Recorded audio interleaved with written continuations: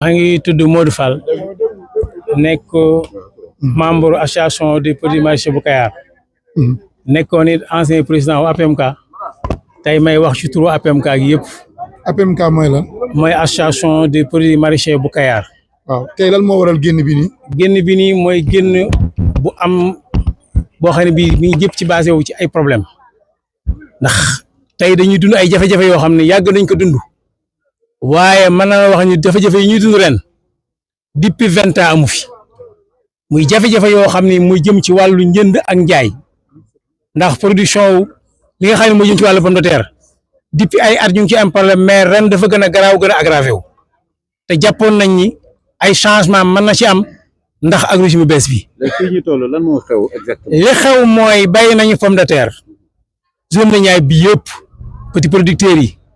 bay nañu pomme de terre ba mu ñor war ko jaay mënuñ ko jaay li tax mënuñ ko jaay mooy dafa am ay producteurs yu mag yu ñuy wax seen India muy Sowami Agri ñoom ñoo occupé marché bi ca loolu kenn ko lu may état wu Sénégal.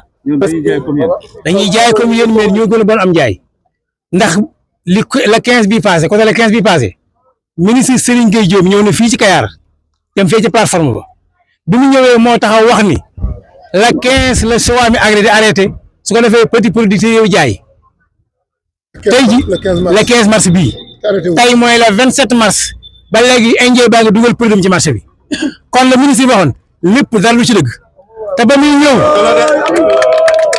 ñëw mi ngi ànd ak directeur commerce intérieur ànd ak agent de régulation du marché mooy ARM di Babacar Sembène kon lañ ñu waxoon ci ni production bi nga xam ne moo ngi di produire yéen béykat ndaw yi Sowami Agri day arrêté le 15 ngeen jaay ba jeexal ma doo ñëwaat ci marché bi loolee na ñëpp xam ne dara du ci dëgg. moom da leen gën a baax les pomme de terre wala. moo ko gën a baax les pomme de terre fuuf parce que waaye ñi jiite ñoo matul ay njiit. waaw non sëñ bi expliquer avant ñuy ñëw. dama ni ñun. yéen leen gën a baax. ñoo leen yow xaw ma. waaw. yéen ñëpp yéen a bokk bayandoo. waaw ñoom ngeen ñor leen doo. pourquoi client bi jënd bu indien bi bàyyi seen bës. parce que lu tax. waaw moom bi muy door a commencé mi ngi doon jaay 8500. sac bi ba 9000 francs. bu 25 kilos bi bu 25 kilos bi. producteur yi ñaari bi ñu ñoralee mu xam ni ñoom ñor nañu dafa wàcce prix da ko jaay à 4500 à 5000 francs ci marché bi. pour lan pour détruire producteurs yi ndaw yi ba ñu découragé ba mu nangu filière bi ci loolu.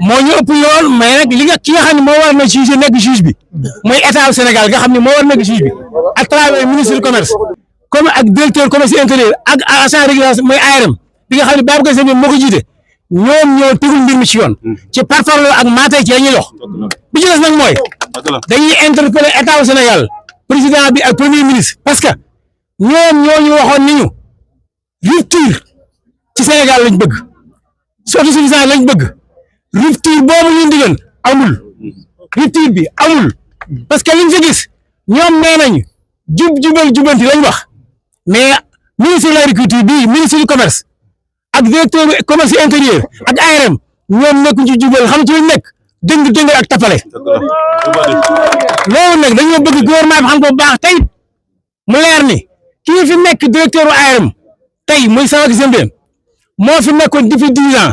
directeur exploitation. moo fi nekkoon directeur exploitation tey moo nekk directeur général ñun nag bu nekkee ci jàkka di jiite jàkka ja waa jàkka ja ku fa ñëw julli mu nekk naayib mu dóor la nga daanu su nekkee imam ñi ngi war a ñëw tiit damay wax ni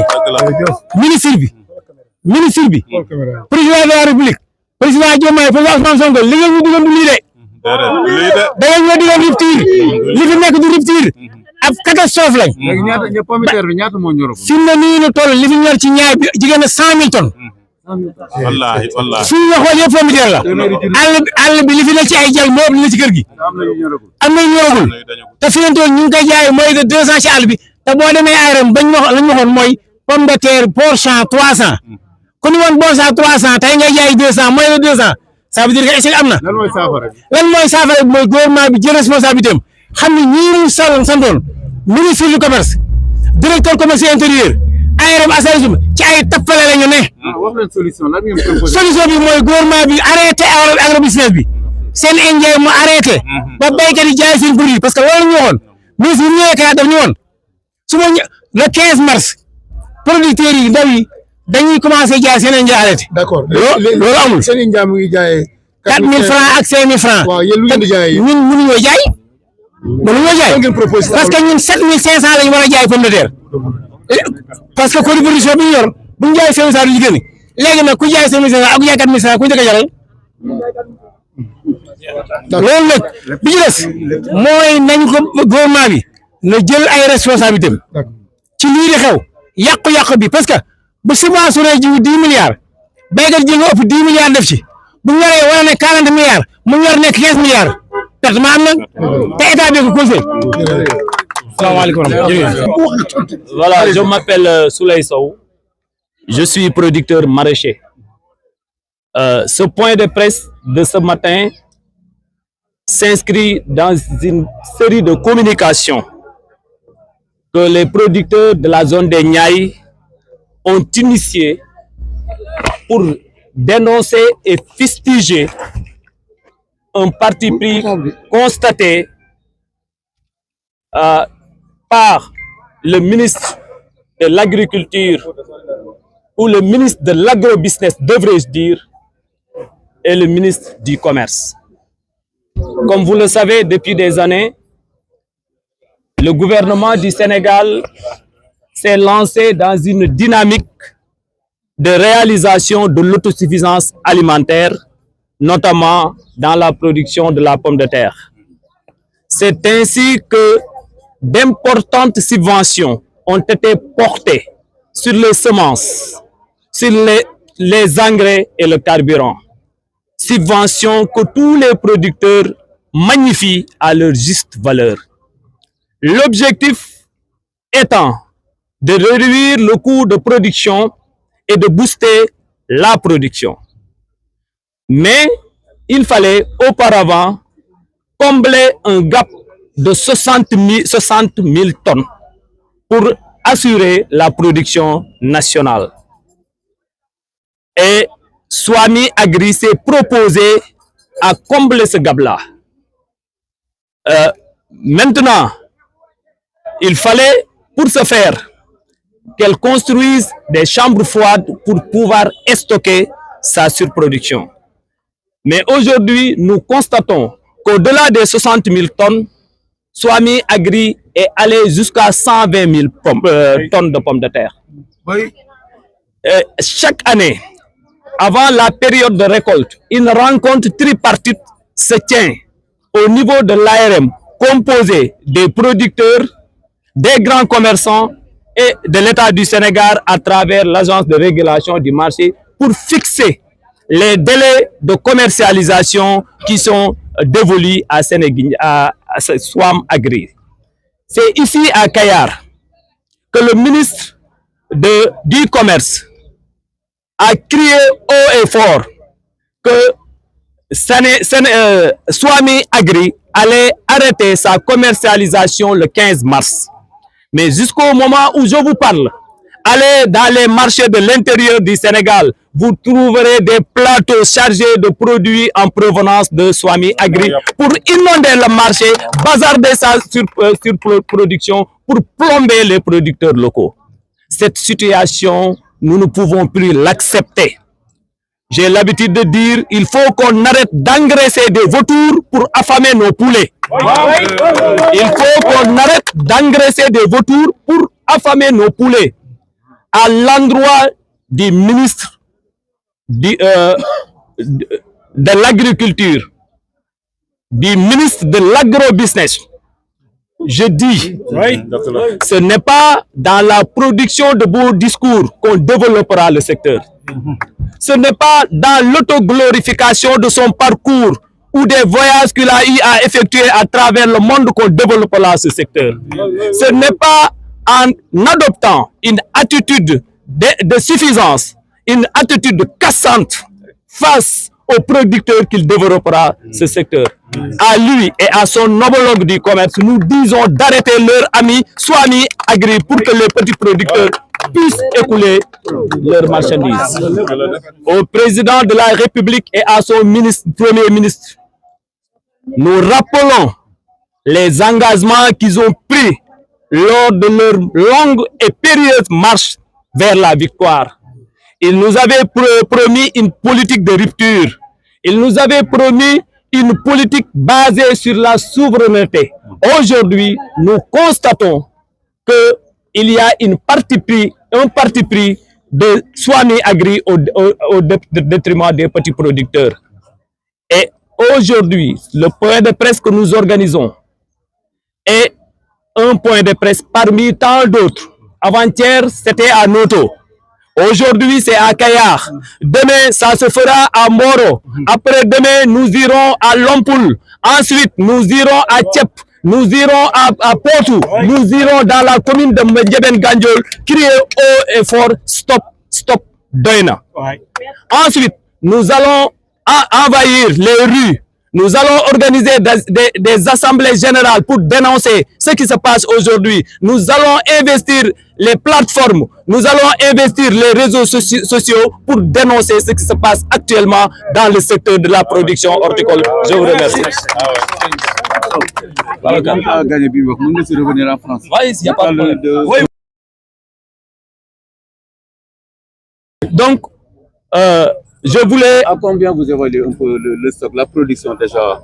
Donc, la production dans la zone de Niayes avoisine les 100 000 tonnes. Et cela est suffisant pour vraiment assurer la consommation locale. Je rappelle que l'objectif de Sénéguinda était de régler un gap. C'était ça. Le gouvernement a accompagné les petits producteurs pour assurer l'autosuffisance en pommes de terre. Et en attendant, il fallait que Sénéguinda règle ce gap-là. Maintenant, les petits producteurs ont évolué. Maintenant, ils peuvent assurer la consommation. Donc, il faut que Sénéguinda se retire maintenant du secteur et laisser aux producteurs de la zone des Niayes et du Sénégal assurer, n'est-ce pas, la relève. La solution, c'est que Sénéguinda se retire du secteur. Ça, c'est un. Deuxièmement, aujourd'hui, si la situation n'évolue pas, nous évaluons les pertes jusqu'à plus de 10 milliards. Et vraiment, la situation est tellement difficile. Si aujourd'hui, les producteurs ne parvenaient pas à vendre, à écouler leurs marchandises, vous allez vous rendre compte dans quelle précarité ils vont se retrouver. Vous rappelez votre nom? Je m'appelle Souley Sow. Vous êtes quoi? Moi, je suis producteur maraîcher. li ngeen ci woon fu ngeen sànni seen bët rek pomme de terre la amuñ si suñu pexe ñëpp xëy ñëw mobiliser wu taxaw fi jàkkaarloog seen alal te mënuñu ko jaay lan moo tax mënuñu ko jaay mi seen India indi produit boo xamante ni bii vraiment nekkul qualité ba pare di ko basarde si marché bi boo demee Gueule Tapée ma nga fa soo demee Thiaroye ma nga fa boo demee Mbour ma nga fa Touba naka noonu suñu client bu ñu commandé pomme de terre bu leen waxee prix ñu ne 4500 la Indien bi jaayee ñun ñu am problème bi nag dafa yàgg ndax chaque jour si début bi lay feeñ ndax bu ñu ñëwee si jiw semence bi lay commencé Indien bi lay dikk fi tour semence am bu dul jeex ñun ñu bay ko bu ñu ko bayee ba pare ñu wëlbati ko récupérer produit bi di leen nax dikk tuuraat ko si biir marché bi pour ñun duñ mën a jaay li si des mi denc ko si ay chambre froide tam bu ñu jeexalee ñu continuer te marché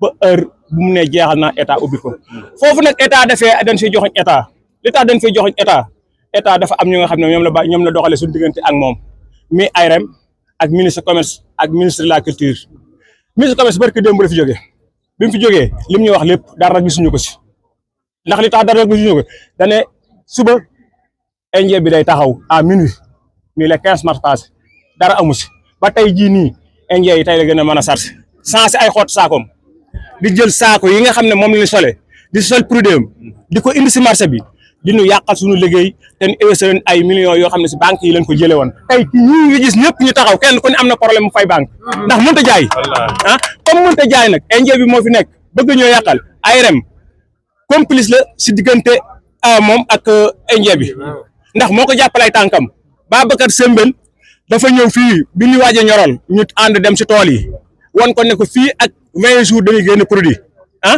ñoom xam naa ne kon Kayar bu commencé génne Noto commencé génne sonde ñaay bi kon pomme de terre am na mais dafa continuer dem mbaan fi prix bi fi ñu war a fixé date bi fixé wuñ ko heure bi ñu ko arrêté baaxul ba pare contrôlé wuñ ko mi def lu ko neex loolu nag du Indien bi Babacar ñoom Sembène ñoom ñoo ko si dooleel.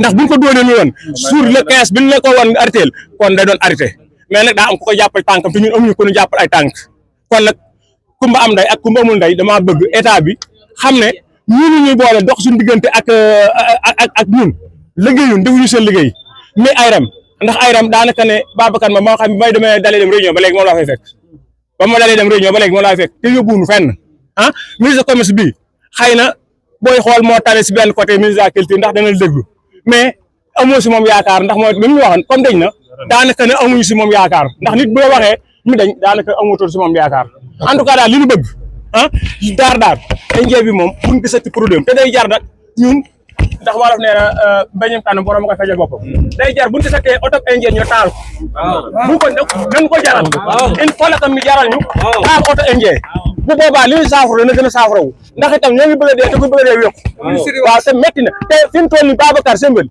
na état wax mi doxal mënu ko doxal ñu changé ko def keneen ndax mi ngi bëgg a rey te deewagul te yàgg na fi kon nag loolu laa amoon si li may jàllale wax dëgg yàlla daal di kontaan daal si ñëpp ñu mobilisation bi wax dëgg yàlla yàlla na yàlla saafaraal daal lii incha allah wa rahmatullahi taala wa barakatuhu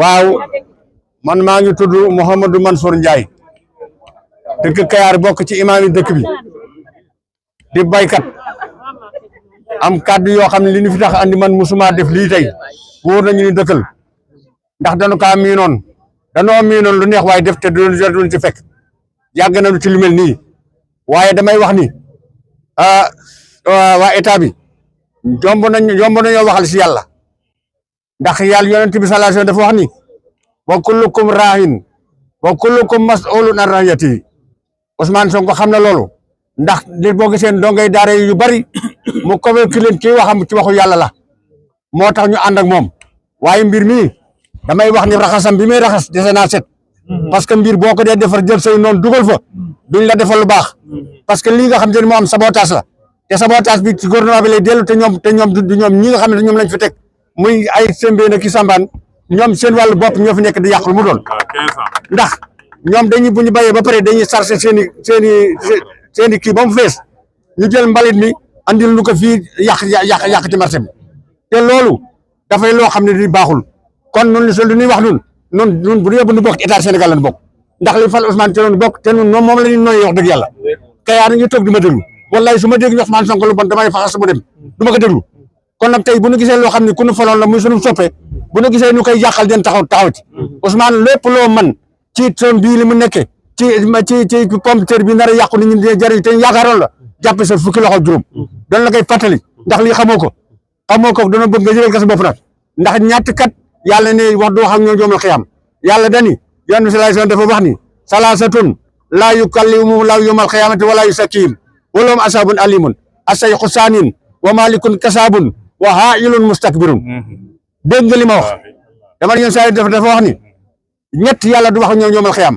ñu ne kan mu ni buur buy fen yàlla ne du wax ak moom ku ñàkk te rëy yàlla du wax ak moom parce que ñun bu ñu amee kersa ci rëy ba pare bañ a ñëw fii taxaw wax ñu gis ko rëy gi ci ñun waaw ak wa say xosaani ak mag mu njaaloo ñett ñi yàlla di wax ñu mal xiyam kon ñu ngi sàkku ndimbal lépp loo xam ne moo nekk fii te yàq te ñu yàq fii yow la ñu kontar de bu ñu sañoon ñu état bu bees bi defuñu fi dara te kon ñun ñu la faloon dañuy am lu naqari kon loo ci mën a jàpp kon toog na nga fexe ba suñu pomme de terre bi nu jaay ka ndax ñu ni ànd ak yow am nañu mën a lay wasalaamaaleykum wa rahmatulah.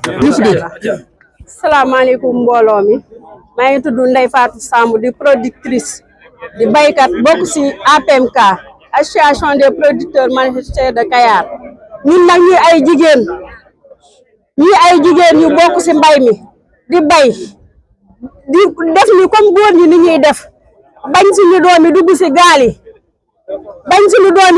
gaal yi ñu fexe ñafe pour am ay tool suñuy doom di bay ñuy dimbale suñuy jëkkër mais ren jii état bi yaakaaroon nañ ni ñi fi jaar ñëpp moo si gën mais ren jii lañu gën a sonn xam naa ni du yàggati suñuy doom duggaat si gaal yi ndax li ñu bayee lépp mi ngi tege fi toll amuñu lu ñu jox xale yi yëre julli sax jëndaguñ ko ndax suñuy doom yëre julli jëndaguñ ko pour suñuy doom baana boo jox mun la yoruma lu ma fayee ndax état bi amuma xaalis banque yi tëj nañu ndax tey jii bu ñu demee si banque yi duñ ñu nangoo lebalati ay crédit lañ fa amee boo demee lu mel ni banque agricole LBA boo demee dañ la naan baykat yi duñ leen lebal te ñu gis suñu benn nawle boo xamante ne ay milliards lañ koy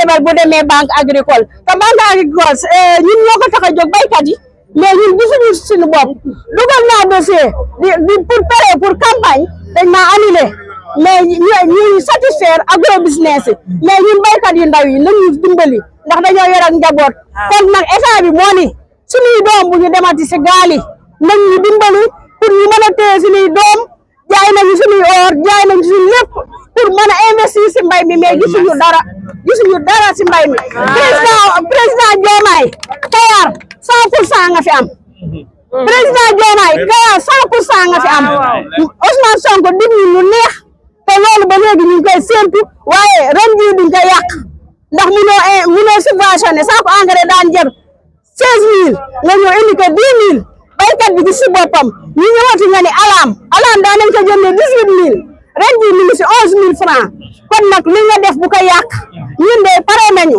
bu ñu gisul suñu bopp incha allah prochaine élection doo fi gagné.